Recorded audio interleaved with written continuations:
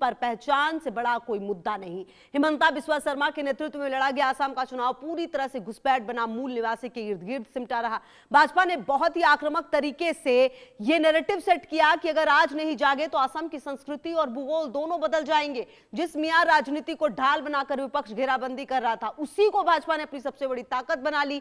सीमा पार से होने वाली अवैध घुसपैठ को सिर्फ कानून व्यवस्था का मुद्दा नहीं बल्कि असमिया अस्मिता का मंडराया खतरा बताकर भाजपा ने मतदाताओं के ध्रुवीकरण की ऐसी बिसात बिछाई कि विपक्ष का सूपड़ा साफ हो गया। सवाल यह, क्या घुसपैठ सिर्फ एक मुद्दा था या फिर रणनीतिक मास्टर स्ट्रोक? एक रिपोर्ट। असम में फिर चला बीजेपी का जादू, पहचान की जंग ने दिलाई जीत। घुसपैठ के मुद्दे पर बड़ा प्रहार, जनता ने दिया जीत का आशीर्वाद। असम में घुसपैठ का मुद्दा नया नहीं है, लेकिन इसे चुनावी केंद्र में लाने का तरीका बीजेपी ने बदला। पार्टी ने इसे केवल सीमा सुरक्षा का मामला नहीं रहने दिया, बल्कि इसे सांस्कृतिक और सामाजिक पहचान से जोड़ दिया। गांव-गांव में संदेश दिया गया कि घुसपैठ सिर्फ जनसंख्या का सवाल नहीं, बल्कि संसाधनों, रोजगार और अधिकारों पर भी असर डालता है। इतना ही नहीं, बीजेपी ने इस मुद्दे को भावनात्मक रूप दिया। हमारी जमीन, हमारी पहचान की लाइन धीरे धीरे चुनावी नैरेटिव बन गई। विपक्ष जहां इसे प्रशासनिक चुनौती बताता रहा, वहीं बीजेपी ने इसे अस्तित्व के संकट के रूप में पेश किया। यहीं से शुरू हुई वो रणनीति जिसने चुनावी हवा का रुख मोड़ दिया। आज बनगांव से मैं डंके की चोट पर घुसपैठियों को चेतावनी देना चाहता हूं।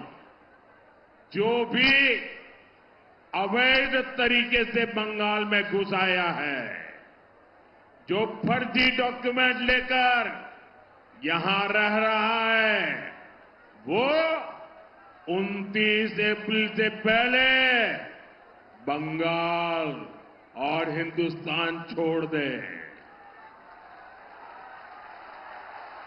वरना 4 मई के बाद हर घुसपैठियों को खदेड़ा जाएगा।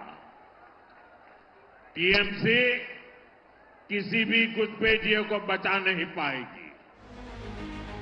बीजेपी ने अपने चुनाव प्रचार में घुसपैठ को सिर्फ मुद्दा नहीं बल्कि मिशन बनाया।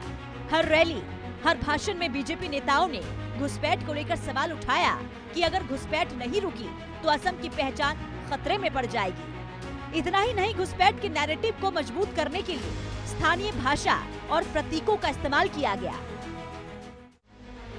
बीजेपी ने घुसपैठ को राजनीतिक बहस से निकालकर जन भावना का हिस्सा बना दिया। वहीं इस जीत के पीछे निवर्तमान मुख्यमंत्री हिमंता बिस्वा शर्मा की वो छवि भी रही, जिसे उन्होंने हिंदू रक्षक और कट्टर असमिया के रूप में गढ़ा। उनके बेबाक बयानों ने घुसपैठियों के खिलाफ ऐसा चक्रव्यूह तैयार किया कि जिनका तोड़ विपक्ष भी नहीं निकाल पाया। एनआरसी और सीएए लागू करने को लेकर मचे बवाल के बावजूद बीजेपी ने इसे अपनी ताकत बनाया। पार्टी ने बहुत साफ तरीके से साफ किया कि उनका लक्ष्य असम के लोगों को सुरक्षा देना और घुसपैठियों की पहचान करना है। हालांकि तकनीकी तौर पर प्रक्रियाएं जटिल रही, लेकिन राजनीतिक रूप से बीजेपी असम के लोगों को ये समझाने में सफल रही कि वो लोग अवैध लोगों को बाहर निकालने की नीयत रखते हैं। असम में सरकारी जमीनों और धार्मिक मठों की जमीन पर अवैध कब्जे को बीजेपी ने लैंड जिहाद का नाम देकर एक बड़ा मुद्दा बनाया। सरकार द्वारा चलाए गए बेदखली अभियानों को जीत के हथियार के रूप में इस्तेमाल किया गया। इस एक्शन से जनता को भरोसा दिलाया गया कि बीजेपी सरकार बाहरी लोगों की कब्जे से असम की जमीन को मुक्त कराने के लिए प्रतिबद्ध है। विपक्ष ने इसे मानवाधिकारों का उल्लंघन बताया, लेकिन बीजेपी ने इसे अधिकारों की बहाली का नाम दिया। असम में बेरोजगारी के मुद्दे को बीजेपी ने घुसपैठ से जोड़कर पेश किया। पार्टी का तर्क था कि जब तक घुसपैठ जारी रहेगी, स्थानीय युवाओं के हक और रोजगार पर बाहरी लोग डाका डालते रहेंगे। इस तर्क ने राज्य के युवाओं के बीच गहरी पैठ बनाई। चुनाव से पहले हिमंता बिस्वा ने कहा था कि असम की डेमोग्राफी बदल चुकी है। असम में मुस्लिम आबादी 40% पहुंच गई है। इनमें से 3 से 4% मुस्लिम तो भारत के हैं, लेकिन बाकी 36% बांग्लादेशी हैं, जो कांग्रेस के समय में असम पहुंचे और वहीं पर बस गए हैं। असम की महान विरासत, महापुरुषों और सांस्कृतिक प्रतीकों को अपने चुनाव प्रचार की ढाल बनाया। श्रीमंत शंकर देव से लेकर लचित बोरफुकन तक इन महान नायकों की गाथाओं को घुसपैठ के लिए प्रतिरोध का प्रतीक बनाया गया। पार्टी ने नैरेटिव सेट किया कि बीजेपी का शासन ही असमिया संस्कृति की कवच की तरह है। असम में बीजेपी की हैट्रिक एक वैचारिक जीत है।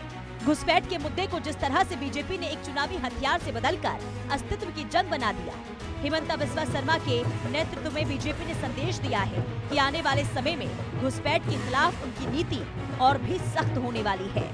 ये जीत आने वाले दिनों में देश के दूसरे राज्यों के लिए भी नजीर बनेगी कि कैसे स्थानीय भावनाओं और पहचान के मुद्दों को चुनावी सफलता में बदला जा सकता है। असम ने अपना फैसला सुना दिया है। उसे सुरक्षा चाहिए, उसे सम्मान चाहिए और सबसे बढ़कर उसे अपनी पहचान चाहिए। Bureau report, India news.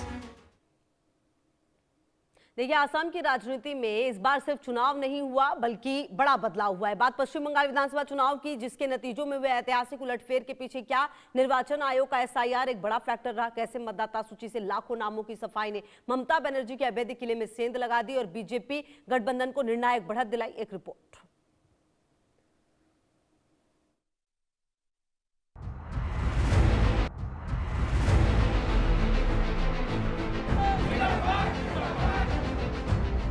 Assam में चला हिमंता का जादू, तीसरी बार फिर बीजेपी सरकार। हिमंता के काम पर जनता की मुहर। असम की राजनीति में बीजेपी ने फिर से झंडे गाड़ के अपनी ताकत दिखा दी। बीजेपी की आंधी में कांग्रेस समेत सभी विपक्षी दल उड़ गए हैं और लगातार तीसरी बार हिमंता के नेतृत्व में बीजेपी ने हैट्रिक लगाई है। इन नतीजों ने एक बात तो शीशे की तरह साफ कर दी है कि नॉर्थ ईस्ट की राजनीति के किंग हिमंता ही हैं। इस जीत ने दिल्ली से लेकर गुवाहाटी तक के सियासी पंडितों को हैरान कर दिया है। इस जीत की स्क्रिप्ट किसी ब्लॉकबस्टर से कम नहीं है, जिसके केंद्र में दो ही सबसे ज्यादा गूंजे, मामा और मियाँ। एक तरफ हिमंता राज्य की महिलाओं में मामा बन गए, जो कि कामयाब इमोशनल कार्ड बन गया, तो वहीं दूसरी तरफ मियाँ पॉलिटिक्स को टारगेट कर ऐसा ध्रुवीकरण किया कि विपक्ष के पास डिफेंस का मौका ही नहीं बचा। हम आपको समझाते हैं कि कैसे इन दो शब्दों ने असम की सत्ता की चाबी फिर से बीजेपी के हाथों सौंप दी। असम में छोटे बच्चे हो या बुजुर्ग, महिलाएं, सबके लिए हिमंता बिस्वा शर्मा सिर्फ मुख्यमंत्री नहीं बल्कि मामा हैं।